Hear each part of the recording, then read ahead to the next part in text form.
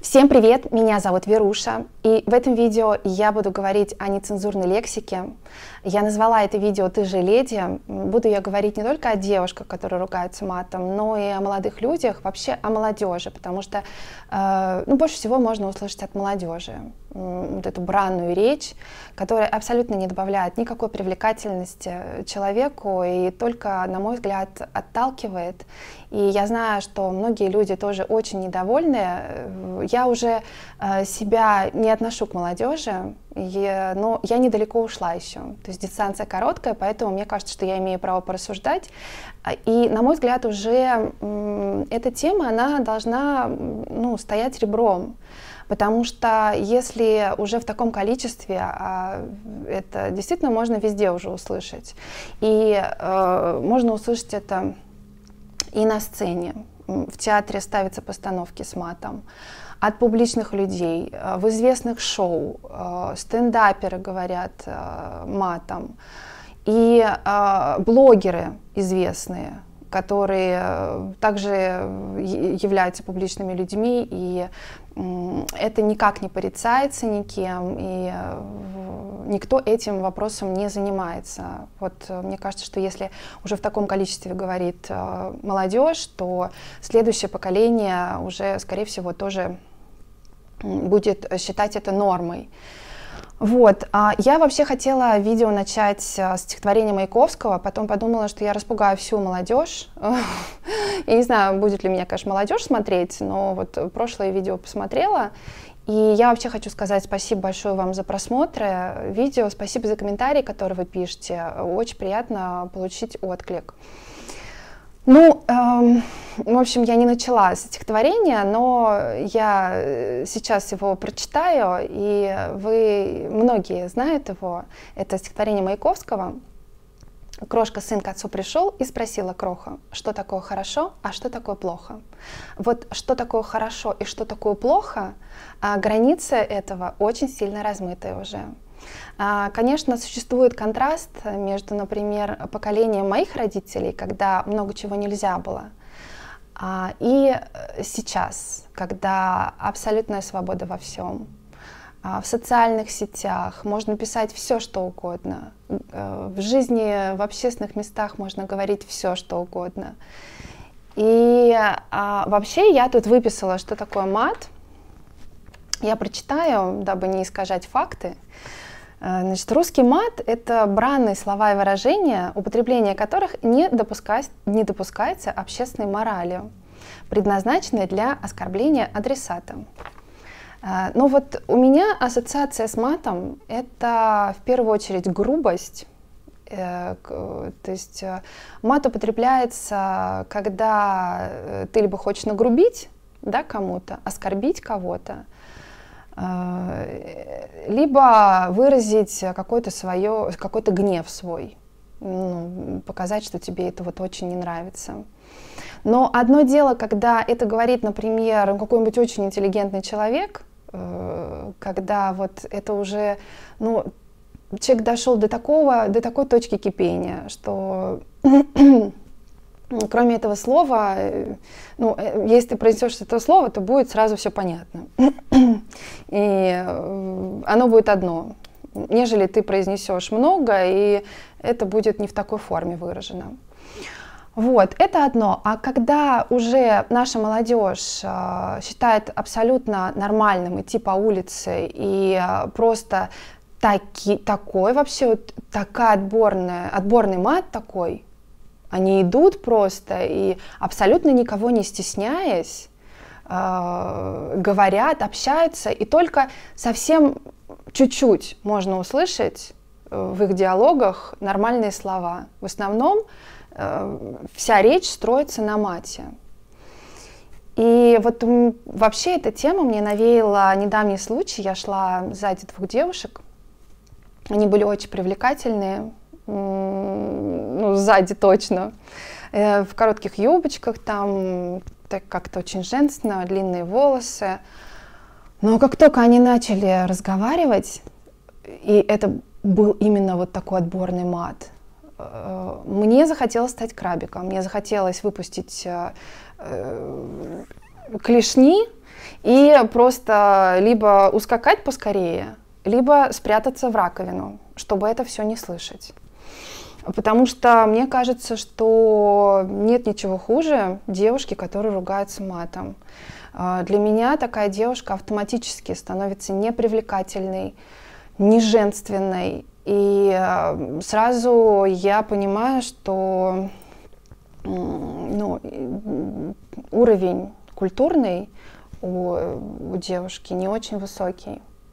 Я просто не очень понимаю, как вот с нашим таким культурным наследием, которое формировалось веками.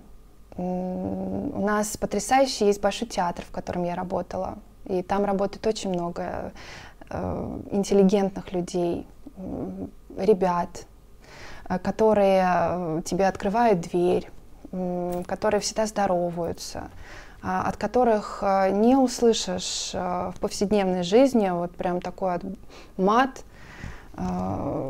И у нас прекрасные поэты, писатели. Вот для меня ориентиром всегда была, вот я сейчас буду очень такой банальной, но для меня ориентиром всегда были книги. И я помню времена, когда мне нужно было, например, рано вставать, там, в школу, потом в колледж, и мне не хотелось засыпать. Мне хотелось прочитать как можно больше страниц. Я помню время, когда... ну вот про книги, да, и книги учат доброте, не делать никому плохо. Ну, вот эти мораль, да, в книгах она всегда присутствует. Как и в сказках также. Но я, например, никогда в книгах, если я говорю про классиков, никогда не читала, что в книге говорили «ругайтесь матом», да еще и таким отборным. Вот. И, конечно, я понимаю, что тоже очень много зависит от образования. Образование сейчас, уровень образования снижается. Вот я помню времена, когда мы разбирали с учительницей, мне было очень интересно разбирать, например, Достоевского, там, «Отцы и дети», Тургенева «Отцы и дети», к примеру, Достоевского «Преступление и наказание». И я не знаю, ну, наверное, сейчас это тоже осталось, но снижается образование, это очень чувствуется. Чувствуется в общении с молодежью. Они другие.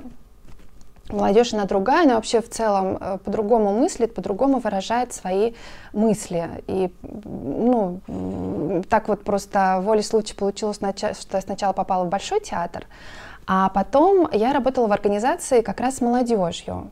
Ну, надо определить, да, молодежь — это вот возраст там, ну, 17, там, ну, 25 лет, да, вот где-то такой возраст, 16. И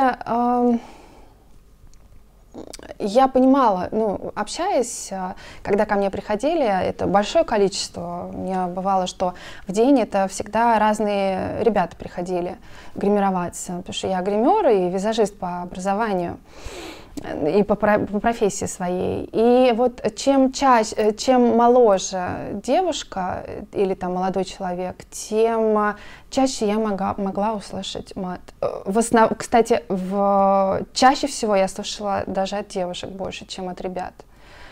Вот. То есть это очень интересные такие креативные ребята, очень талантливые, но вот этот мат, он как-то так прочно уже вошел в такую повседневную речь, что это всем кажется нормально.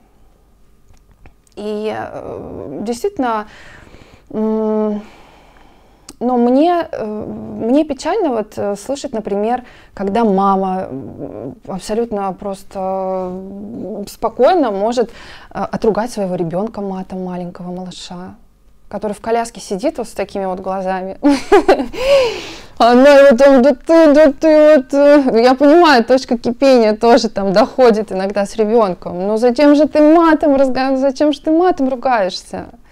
Поэтому, конечно, ну и уровень образования, да, важен. И важно окружение ребенка. Некоторые родители, они перекладывают ответственность на учителей и думают, что в школе все ребенка всему научат, но это же не так. Так, что-то у меня тут с микрофоном случилось, увидела.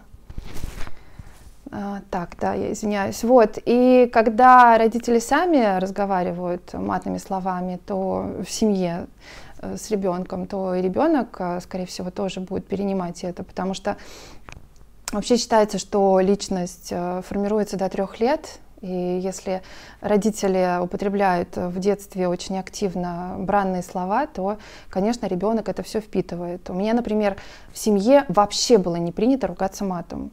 Я помню, папа как-то произнес слово матное, и я прям просто так зависла. Я думала, ну как же, я еще потом подходила на следующий день, еще несколько дней, говорила: папа, ну как ты так мог? Ну что вообще? Ну не принято у меня было, и никогда не слышала таких вот слов больше. И чему я очень рада. Вообще в моем окружении нету людей, которые ругаются матом, ну, в близкое окружение. И я, честно говоря, не очень понимаю, как общаться с такими людьми. Ну, то есть мы как вот на разных полюсах находимся. Вот. И я, в принципе, понимаю, откуда ноги растут. Конечно, когда отовсюду везде, ну, например, вы все прекрасно знаете, да, интервьюера известного, который в интервью абсолютно тоже спокойно ругается матом, ну, и тоже является кумиром молодежи, и говорят, что вот он такой классный, он такой крутой.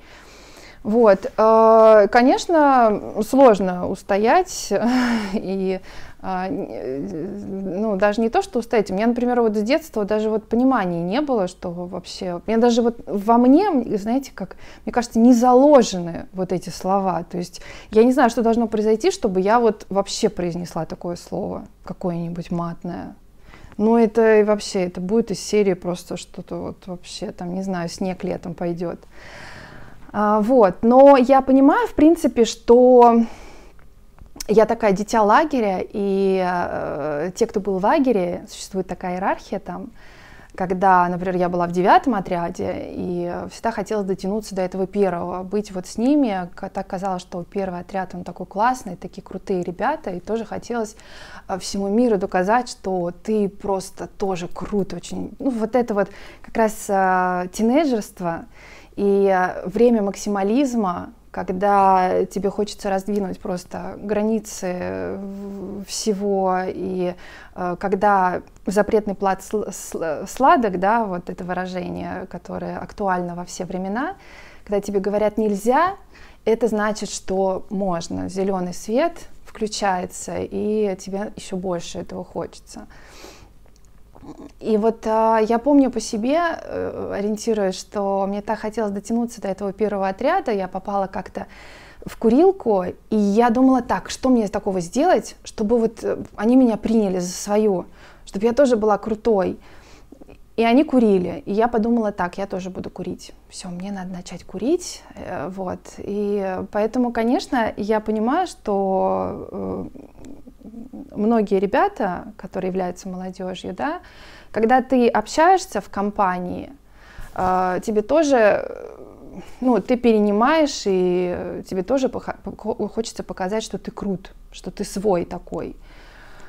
Вот, поэтому я помню, у меня такой случай был, меня пригласили в гости, и я спросила, вот по поводу книг, кстати, и я спросила, я шла, там как раз был мальчик лет 17, я спросила, что ему подарить. И мама, она сказала, он в хоккей играет, ну подари, может, какую-нибудь игру там на спортивную какую-то тему.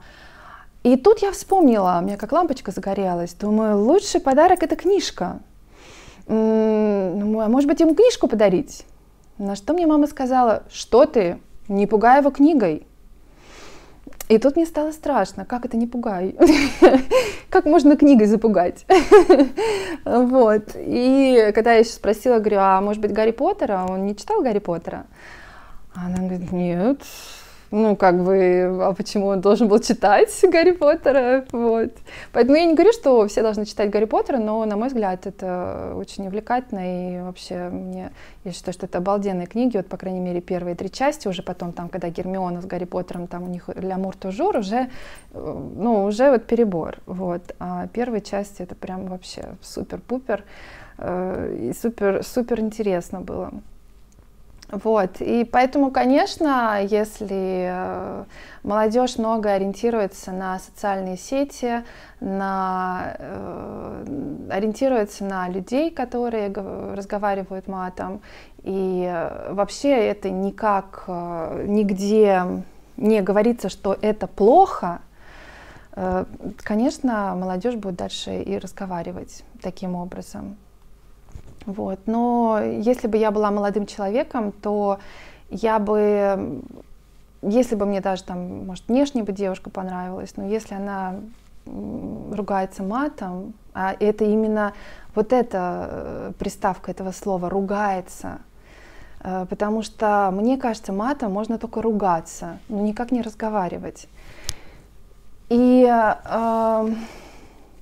я бы не посмотрела на такую девушку, я бы не могла общаться, правда. Поэтому как вот негоже, ну негоже девушке ругаться матом. Девушки милые, ну вы же женственные, добрые, такие вот прекрасные.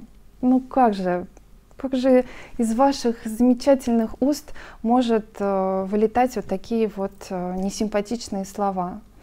Я не знаю, будет ли меня смотреть молодежь, но если вдруг меня смотрят, то напишите, почему вы ругаетесь матом. И вообще считаете ли вы, что это норма, что все вокруг должны ругаться матом? И вот. Так что, в общем, вот такие у меня мысли на эту тему, что это очень нехорошо ругаться матом, и очень несимпатично все это смотрится. Хочется, чтобы наша молодежь, она, наоборот, показывала пример более младшему поколению